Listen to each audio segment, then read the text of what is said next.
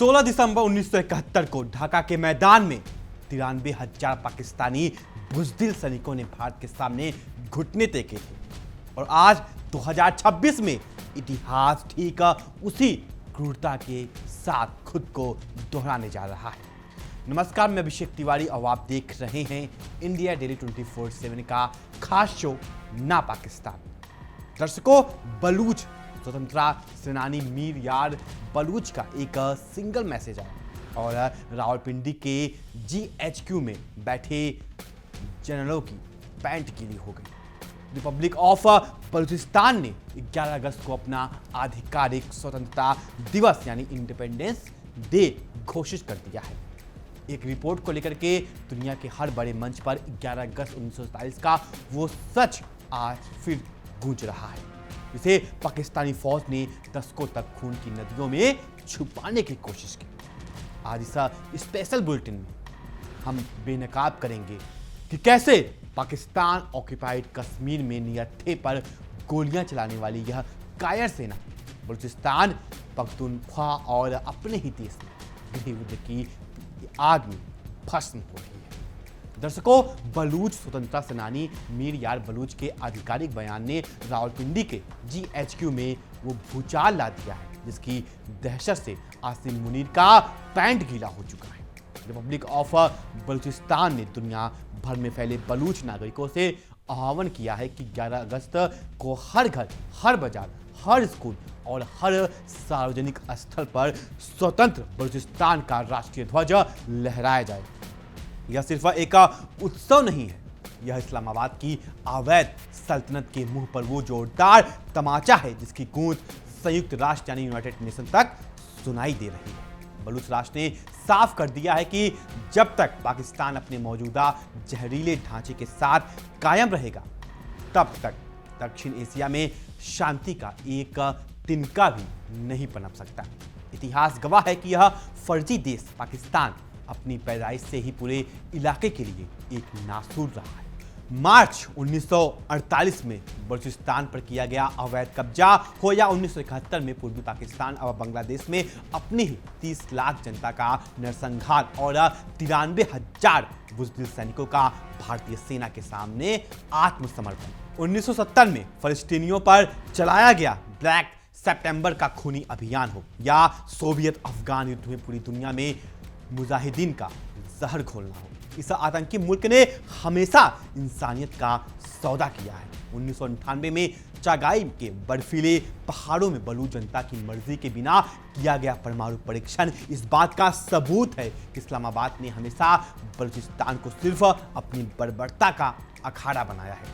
और अब जब बलूच से अपनी आज़ादी के लिए उठ खड़े हैं तो पाकिस्तानी फौज के जनरलों की रूह कांप उठी है। जुलाई के शुरुआती हफ्ते में बलूचिस्तान लिबरेशन आर्मी BLA और अन्य स्वतंत्रता सेनानियों ने ऐसा चौतरफा हमला बोला है कि पाकिस्तानी सेना के 38 जवान और आधिकारिक सीधे नरक में पहुंच गए हैं। पुलिस चौकियों, सैन्य काफिलों और सरकारी इंफ्रास्ट्रक्चर को बलूच वीरों ने मिनटों में राख के ढेर में बदल दिया है। जनरल आसिम मुनीर अपने मीडिया से मौत के आंकड़े छुपाने की गिड़गिड़ाहट कर रहे हैं, लेकिन बलूचिस्तान के हर पहाड़, हर घाटी से पाकिस्तानी फौज के जनाजे निकलने की तस्वीरें दुनिया के सामने आ गई हैं। बलूचिस्तान सिर्फ पाकिस्तान का आधा भूभाग नहीं है, यह उसका पूरा आर्थिक श्वसन तंत्र है। लेकिन आज बलूच राष्ट्रीयता की आग में चीन पाकिस्तान इकोनॉमिक कॉरिडोर यानी CPEC और ग्वादर पोर्ट की कब्र खोद दी है। जिन संसाधनों की चोरी करके इस्लामाबाद और पंजाब के हुक्मरान अपनी जेबें भरते थे, आज उन खनिज संसाधनों और बंदरगाहों पर बलूच जनता ने अपना पूर्ण अधिकार घोषित कर दिया है। चीन के इंजीनियर और सैन्य सलाहकार जान बचाकर भाग रहे हैं, क्योंकि उन्हें पता है कि बलूचिस्तान की धरती पर पाकिस्तान की औपनिवेशिक गुलामी अब हमेशा के लिए खत्म हो चुकी है। बलूचिस्तान में जारी इस बारूद के बीच जरा पाकिस्तान के गैर कानूनी कब्जे वाले जम्मू कश्मीर यानी पाकिस्तान ऑक्यूपाइड कश्मीर का हाल भी देख लीजिए। 10 अगस्त को वहां स्थानीय चुनावों का ड्रामा रचा जा रहा है, लेकिन सड़कों पर जनता ज्वाइंट अवामी एक्शन कमेटी यानी JAC के बैनर तले जिहादी पाकिस्तान के खिलाफ बगावत का झंडा गाड़े हुए है। बिजली आटे के अधिकार मांगने वाले आम नागरिकों पर आसिम मुनीर के सीधी गोलियां चलाई, जिसमें जून से अब तक 90 से ज्यादा निहत्थे बलूच और कश्मीरी मारे जा चुके हैं। लेकिन क्या हुआ? जनता डरी नहीं। उसने पाकिस्तान द्वारा थोपे गए चुनाव को एक सिरे से खारिज कर दिया और पाकिस्तानी फौज को सीधे चुनौती दी है। पाकिस्तान के इस खूनी ड्रामे पर भारतीय विदेश मंत्रालय ने दुनिया के सामने इस्लामाबाद का घिनौना चेहरा बेनकाब कर दिया है। भारत ने स्पष्ट कर दिया है कि पाकिस्तान ऑक्युपाइड कश्मीर में कराए जा रहे सो कॉल्ड चुनाव पूरी तरह से फर्जी और अवैध हैं। भारत ने दुनिया को दिखाया कि कैसे पाकिस्तानी फौज अपने ही नागरिकों पर गोलियां, ब्लैकआउट और दमन चक्र चला रही हैं और फिर फर्जी चुनावों के जरिए अपने अवैध सत्ता को वैधता देने का ढोंग रच रही है। लेकिन अब दुनिया इस पाखंड को समझ चुकी है। पाकिस्तानी फौज एक पेशेवर सेना नहीं बल्कि वर्दी में छिपे आतंकियों का एक गिरोह है। जब अंतर्राष्ट्रीय मीडिया ने पाकिस्तान ऑक्युपाइड कश्मीर में पाकिस्तानी सेना द्वारा किए जा रहे नरसंहार के वीडियो जारी करना शुरू किया तो शहबाज शरीफ सरकार की हवा निकल गई। कतरी न्यूज नेटवर्क अल जजीरा ने जैसे ही बेगुनाहों पर चलती गोलियों की रिपोर्टिंग की, पाकिस्तान ने बिना किसी औपचारिक ऐलान के अपने देश के अल जजीरा की वेबसाइट को ब्लॉक कर दिया। यह बैन इस बात का सबूत है कि इस्लामाबाद अपनी ही सेना के हाथों हो रहे मानवाधिकार हनन से कितना घबराया हुआ है। एक तरफ बलूचिस्तान का आज़ाद होना और दूसरी तरफ उत्तर पश्चिम में खैबर पख्तूनख्वा यानी कि पीके में तहरीक-ए-तालिबान पाकिस्तान है टीटीपी ने पाकिस्तानी पुलिस और फौज का जीना हराम कर दिया है। 29 जुलाई को हंगू जिले में पुलिस चेक पोस्ट पर हमला करके टीटीपी के वीरों ने बख्तरबंद गाड़ियों को उड़ा दिया, जिसमें 11 पुलिस वाले मारे गए। और फिर 2 अगस्त को स्वात में पुलिस स्टेशन के बाहर वो सुसाइड ब्लास्ट हुआ जिसने आसिम मुनीर की जीत के दावों को हवा में उड़ा दिया। 17 लोग मारे गए और पूरे पाकिस्तानी पुलिस अपनी जान बचाने के लिए थाने के दरवाजे बंद करके छिप गई। स्वात वही इलाका है जहां कुछ साल पहले पाकिस्तानी सेना ने बड़े बड़े मिलिट्री ऑपरेशंस का ढोंग करके अपनी जीत का झंडा गाड़ा था। लेकिन आज हकीकत क्या है? आज टीटीपी के लड़ाके बिना किसी इलाके पर कब्जा किए जब चाहे तब पाकिस्तानी पुलिस और सैन्य बंकरों को भस्म कर रहे हैं। आम बलूच और पख्तून नागरिक चीख चीख कर कह रहे हैं कि हमें सुरक्षा दो, लेकिन शहबाज शरीफ की सरकार केवल अपने ही लोगों पर बारूद बरसाने में व्यस्त है। जब किसी देश की फौज अपने ही लोगों को कीड़े मकोड़ों की तरह मारने लगे तो अंतर्राष्ट्रीय समुदाय भी उस पर थूकने लगता है। संयुक्त राष्ट्र यानी यूनाइटेड नेशन ने पाकिस्तान में हो रहा इस नरसंहार पर गंभीर चिंता व्यक्त करते हुए तत्काल निष्पक्ष और स्वतंत्र जांच की मांग की है। यूएन की इस चेतावनी ने शहबाज शरीफ और आसिम मुनीर की पूरी दुनिया में एक वॉर क्रिमिनल यानी युद्ध अपराधी के कटघरे में खड़ा कर दिया है और इस अंदरूनी तबाही के बीच पाकिस्तान का सबसे बड़ा राजनीतिक ज्वालामुखी इमरान खान जेल की सलाखों के पीछे से अपनी ही सरकार की ईंट से ईंट बजा रहा है। 3 साल से जेल में बंद पूर्व प्रधानमंत्री की पार्टी पीटीआई ने 5 अगस्त से पूरे पाकिस्तान में ऐसे राष्ट्रव्यापी विरोध प्रदर्शन शुरू कर दिए हैं जिससे पंजाब और सिंध की सड़कें ठप हो चुकी है। लाहौर में रैलियों पर बैन लगाकर इंटरनेट बंद करके शहबाज सरकार अपनी जनता के गुस्से को दबा नहीं पा रही। दर्शकों, जब खुद देश का गृह मंत्री कैमरे के सामने आकर रोने लगे तो समझिए कि मुल्क का अंत तय है।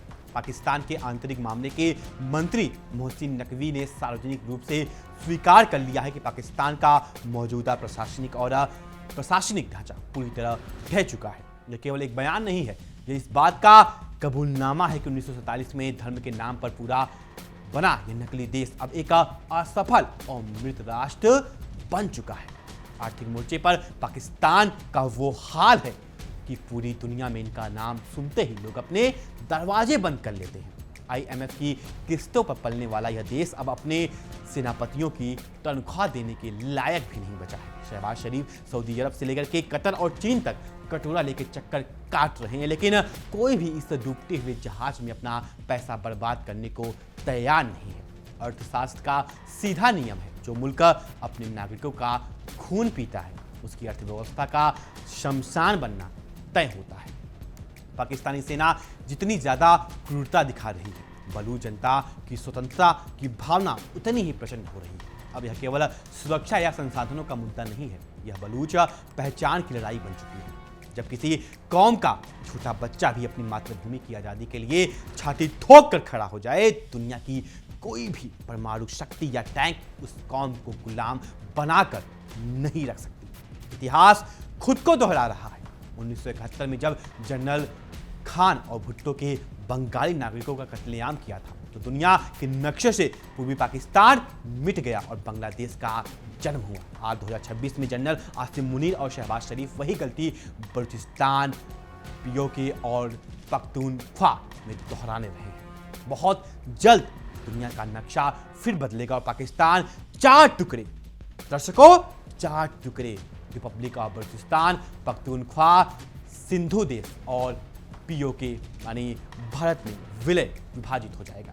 तबाही सिर्फ सीमाओं पर नहीं है, रावलपिंडी के GHQ के बंद कमरे में भी गृह युद्ध छिड़ चुका है। आसिम मुनीर की तानाशाही से परेशान होकर कई जूनियर अधिकारी और जवान बगावत पर उतर आए हैं। पाकिस्तानी सेना के गुप्त सैन्य दस्तावेज, बजट चोरी की फाइलें और BLA TTP से मिलने वाली अंदरूनी खुफिया जानकारी इस बात की सबूत है कि पाकिस्तानी फौज अंदर से पूरी तरह सड़ चुकी है और अपने ही जनरलों की गर्दन काटने के लिए तैयार खड़ी है। दर्शकों, बलूचिस्तान को 11 अगस्त की आज़ादी का यह ऐलान पाकिस्तान के पतन का वो अंतिम शंखनाद है जिसे दुनिया की कोई भी ताकत रोक नहीं सकती। चारों तरफ से घिरे इस आतंकी मुल्क के पास अब बचने का कोई रास्ता नहीं है। सेना का मनोबल टूट चुका है, खजाना खाली है और जनता सड़कों पर फांसी के फंदे लेकर अपने हुक्मरानों का इंतजार कर रही है। दर्शकों, तबाही की यह आग सिर्फ बलूचिस्तान और पख्तूनख्वा तक सीमित नहीं है, बल्कि अब सिंध की सरजमी भी सिंधु देश की आज़ादी के नारे से थर्रा उठी है। कराची की सड़कों से लेकर के हैदराबाद की गलियों तक सिंधी राष्ट्रवादियों ने बलूच स्वतंत्रता सेनानियों के साथ एक ऐसा महाअक्ष बना लिया है जिसने पाकिस्तान की बची खुची नौसेना और कराची पोर्ट की कमर तोड़ दी है। पाकिस्तान का 90% समुद्री व्यापार इसी कराची बंदरगाह से होता है, लेकिन आज सिंधी और बलूच लड़ाकों ने नौसैनिक ठिकाने के आसपास ऐसे स्लीपर सेल एक्टिवेट कर दिए हैं कि इस्लामाबाद का पूरा इंपोर्ट एक्सपोर्ट ठप होने की कगार पर है। शहबाज शरीफ और आसिम मुनीर जिस सिंध को अपना सुरक्षित ठिकाना समझते थे, अब वही सिंध पाकिस्तान के आर्थिक ताबूत में आखिरी कील ठोकने जा रहा है। लेकिन इस महापतन का सबसे डरावना मंजर तो वाशिंगटन और पेंटागन की रातों की नींद हराम कर रहा है। जब किसी मुल्क की फौज अपने ही लोगों से हारने लगे और सरकार दिवालिया हो जाए तो उसके न्यूक्लियर ब्लैक मार्केट बनने का खतरा पैदा हो जाता है। खुफिया रिपोर्ट्स के मुताबिक पाकिस्तान के कहूटा और चगाई स्थित परमाणु ठिकानों की सुरक्षा करने वाले सैनिकों को महीने से तनख्वाह नहीं मिल रही है। रावलपिंडी के GHQ में यह खौफ सता रहा है कि असंतोष में डूबे सैन्य अधिकारी अपने ही परमाणु हथियारों का सौदा न कर लें। अमेरिका और NATO के विशेष दस्ते अंदर ही अंदर पाकिस्तान के न्यूक्लियर कमांड को न्यूट्रलाइज करने का प्लान बना रहे हैं। यानी जो परमाणु बम पाकिस्तान दुनिया को डराने के लिए दिखाता था, आज वही परमाणु शस्त्रागार उसके खुद के समूल विनाश की वजह बन चुका है। दर्शकों, बलूच वीरों ने सिर्फ जमीन पर ही नहीं बल्कि डिजिटल दुनिया में भी रावलपिंडी के जनरलों की पतलून उतार दी है। रिपब्लिक ऑफ बलूचिस्तान के युवा साइबर वॉरियर्स ने एक गुप्त साइबर ऑपरेशन के तहत पाकिस्तानी सेना के 12वें कोर को पूरी एनक्रिप्टेड कम्युनिकेशन नेटवर्क को पूरी तरह हैक और ब्लैक कर दिया है। आज बलूचिस्तान की वादियों में तैनात पाकिस्तानी ब्रिगेडियर और कर्नल अपने GHQ में संपर्क करने के लिए तरस रहे हैं। उनके रडार सिस्टम ठप पड़े हैं, ड्रोन के सिग्नल काट दिए गए हैं और जासूसी सैटेलाइट का डाटा लीक हो चुका है। जब आपकी सेना का संपर्क ही कट जाए और उस सेना का हश्र वही होता है जो आज बलूचिस्तान की अंधेरी घाटियों में फंसी पाकिस्तानी टुकड़ियों का हो रहा है। वो बिना किसी हमले के अपनी ही चौकियों में तिल कर मर रहा है। और अब सुनिए उस घिनौने सच के बारे में जिसने रावलपिंडी के जनरलों की बची खुची इज्जत को भी दुनिया के सामने नीलाम कर दिया है। जब IMF और दुनिया के बाकी देशों ने पाकिस्तान को भीख देना बंद कर दिया तो जनरल आसिम मुनीर और उसकी पाकिस्तानी सेना ने अफगान सीमा से लेकर के बलूचिस्तान के समुद्री रास्तों तक दुनिया का सबसे बड़ा हेरोइन और ड्रग्स स्मगलिंग कंट्रोल चलाना शुरू कर दिया। बलूच स्वतंत्रता सेनानियों ने हाल ही में पाकिस्तानी सेना के सैन्य ट्रकों से करोड़ों डॉलर के नशीले पदार्थ और जखीरा बरामद कर दुनिया की गुप्तचर एजेंसियों के होश उड़ा दी। जो फौज खुद को पाक कहती थी, आज वही अपनी बंदूकों और बारूद का खर्च चलाने के लिए अंतर्राष्ट्रीय ड्रग्स माफिया की दलाल बन चुकी है। यह एक ऐसे मुर्दा देश का अंत है जिसका वजूद अब पूरी दुनिया के लिए केवल एक नासूर बन चुका है। तो दर्शकों, आज की यह ऐतिहासिक और खौफनाक रिपोर्ट चीख चीख कर गवाही दे रही है कि पाकिस्तान नाम का जहरीला नासूर अब इतिहास के कूड़ेदान में जाने वाला है। बलूचिस्तान का नया सूर्योदय हो रहा है और इस्लामाबाद के जुर्म का अंत हो चुका है। रिपब्लिक ऑफ बलूचिस्तान की इस ऐतिहासिक आज़ादी और पाकिस्तान के विखंडन की हर एक बेबाक, आक्रामक और सीधी रिपोर्ट के लिए हमारे चैनल को अभी तुरंत सब्सक्राइब करें, इस वीडियो को शेयर करें और कमेंट बॉक्स में लिखें कि क्या जिस तरीके से पाकिस्तानी सेना पूरे पाकिस्तान के अंदर आम नागरिकों को निहत्थे मार रही है, ये सही है गलत। तब तक के लिए नमस्कार, देखते रहिए इंडिया डेली 24/7 का खास शो ना पाकिस्तान। देखिए इंडिया डेली 24/7 अब आपके स्मार्ट टीवी पर। इंडिया डेली मौजूद है सभी डिजिटल प्लेटफॉर्म पर लाइव और लगातार। इंडिया डेली 24/7 हर दिन राष्ट्र को समर्पित।